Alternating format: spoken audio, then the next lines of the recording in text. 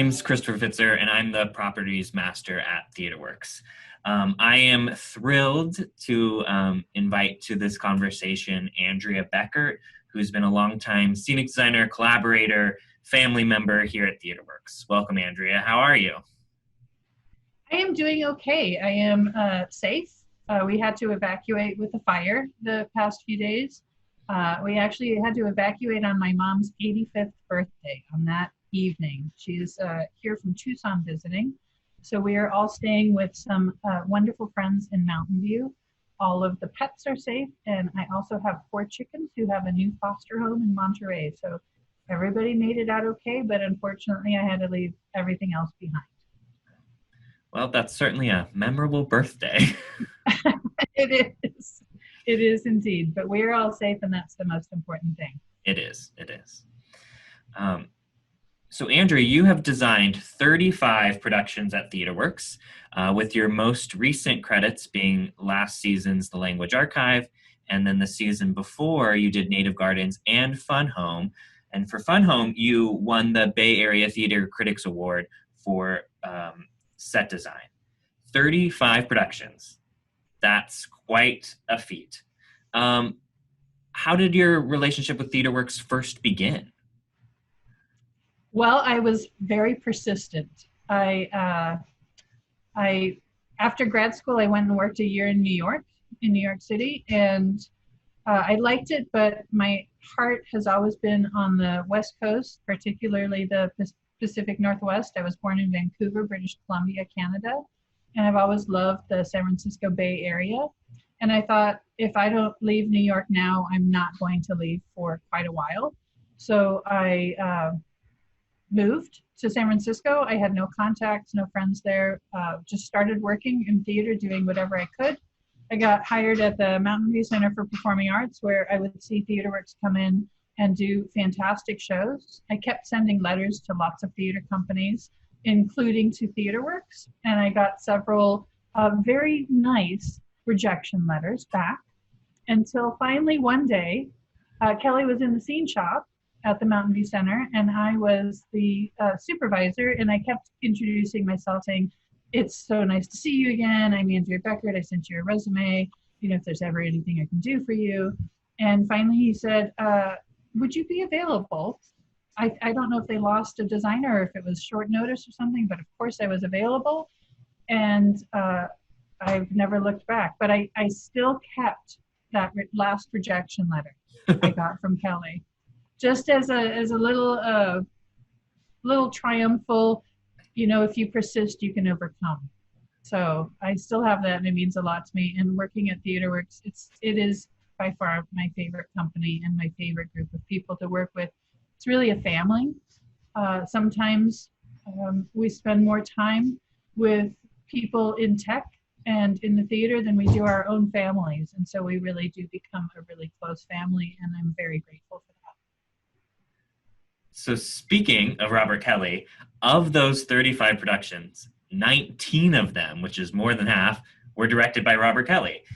Your first show together was in 1998 on Tally's Folly, which was produced at the Mountain View Second Stage.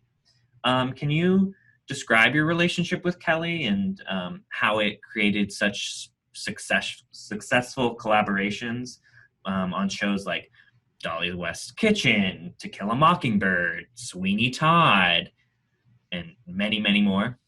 Absolutely. Kelly is such an incredible collaborator. He is so visual, and he's so brilliant, and he's so generous. And what I mean by generous is that he will bring ideas to the table, but he will also listen to yours completely. Some directors, they have an idea and that's just what they want. They don't want to listen to the designers necessarily. They're set on their idea. But Kelly is so generous and kind and open, and he is the true definition of a collaborator. I've never worked with another director that is like Kelly. He, even when you disagree with him, he listens completely, and then he really thinks about what you've said and considers it as an option before responding. And he may not agree with me all the time, but that's part of collaboration is, you throw all the ideas out on the table, you look at them, and then you pick the best ones and you keep working on those and revise those. And Kelly is he's just incredible. And I wish he wasn't retiring, but So part of your role as a scenic designer, in addition to collaborating with the director, you collaborate with the team at the scene shop and the technical director and the paints department, the props department. But then also prior to all that, you're collaborating with the other designers. One show in particular I'm thinking of is 2017's Constellations, which was a pretty different show in that from the beginning you were collaborating with lighting designer Steve Manshart because they were so integrated together. Can you talk about how maybe that show differs from a normal show that you might design in that type of collaboration? absolutely. I mean, the actual scenic structure, you can see the floor that they're standing on in the thin platforms. That was really just the scenic element. And then that structure behind, Steve and I work very closely together, and he is an amazing collaborator. We had this idea about how do you show thought processes in the human brain. It's almost like synapses. So how do you show these things scenically? And that's one of the joys of being a designer is you get to figure out how to do visual storytelling that isn't always realistic. It's not set in a house, but this is what's happening in the characters' minds. How do you show it?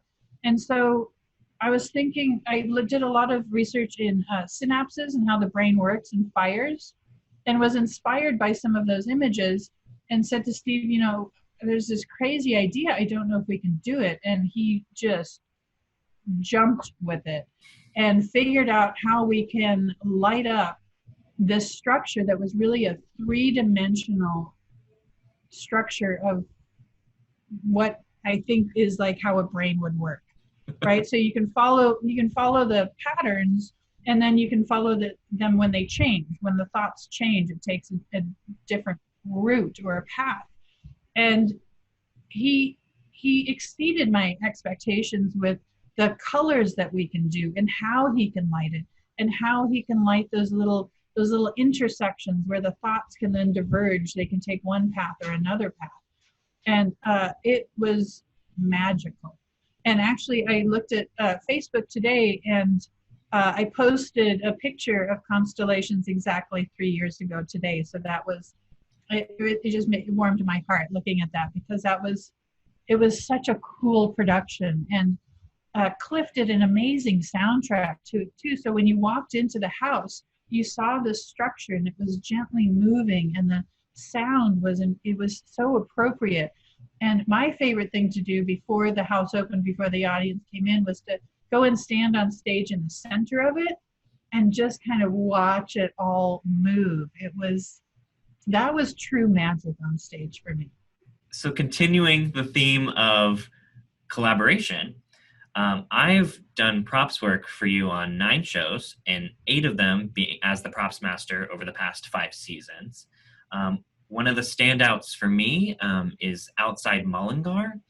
I thought that how you solved the problems of this multi-locational show by using this rotating set that kind of sat in this beautiful watercolor landscape world that you had designed and painted. I thought it was so beautiful. How did that concept of solving the play that way come about? I thought the use of space was so clever. Thank you. That's actually a really good question. So again, that was a really close collaboration with the design team and with Kelly. And Kelly he always does his own research that he shares with designers, and he says you can use it or reject it. This is just what I feel and what inspires me. And he shared these watercolor paintings by an artist that were gorgeous. And we didn't want to copy them, but they were very inspiring to me. And he said, this is just the mood of the piece. This is the feeling that I want it to evoke. And so that's what inspired the surround. And then, of course, at first the surround was completely circular, but then actors can't enter and exit the stage. So that's kind of important for them to be able to come on and off stage. So then we cut it up into legs. So there was the background. I believe there was a ground row, if I'm remembering correctly, so that Steve could light it from below. And then the side legs. And then for the rotating element, it was just one way of solving how do we quickly move between these three locations. So we did a lot of work on 2017's Crimes of the Heart, you and I and your assistant dressing the set. And I'm going to read the review because I absolutely loved this line.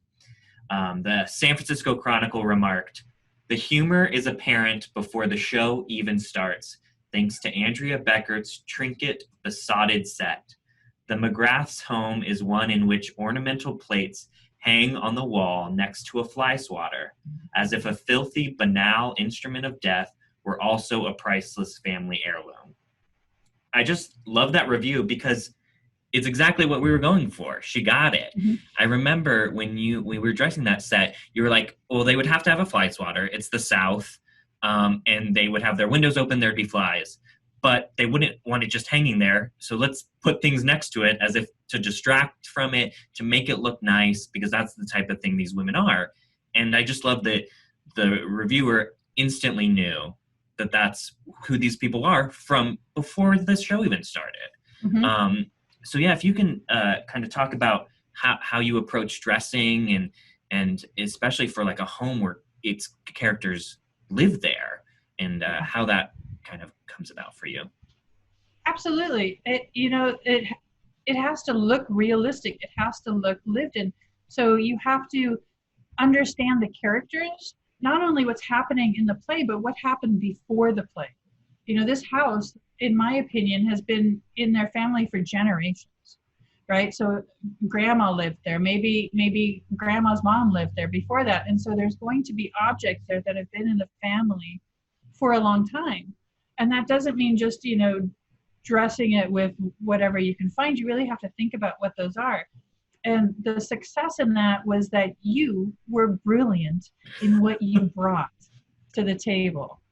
Because in my classes, I actually have a section where I talk about props, and it really is the icing on the cake. And I use two visuals. I have a cake that is, just come out of the oven. It's just a spring form. It's just undecorated, just a beige cake. And I say, this is the set before props. And then the picture next to it is this rainbow explosion cake with all the colors, and it's beautiful. And there's like Skittles and M&Ms coming out of it. And I'm like, this is the set with props. So the set doesn't come to life until that dressing that we put on it gets on stage. And it was just amazing what you brought. And the stuff that you found, we actually had a chicken theme on that show. So we decided that the family really liked chickens. And then I think there were 37 or 38 chicken dressing items that we had on the stage. And that ranged from, a chicken planter. We had chicken pot holders. We had chicken magnets. There were little ceramic chickens on top of the stove hood. There was a chicken egg basket with eggs in it. And that was always a debate. Do we count the eggs as a chicken or not? But then it became the trivia thing with the cast. How many chickens can they find on stage? And they had a lot of fun with it. But it really was a beautiful show for that reason. And it's an example that I show in my classes all the time. So you've designed comedies, dramas, plays, musicals, the whole gamut here at TheatreWorks. What show stands out as your favorite? It is really hard to pick a favorite. Fun Home had a special place in my heart just because of the story and the relatability of it for me, some of the things that I struggled with in my youth. And it was a beautiful production and a brilliant cast. And, everything just really gelled on that. That was gorgeous. I have a special place for Sweeney Todd just as a musical. I think it's one of the reasons I got into theater.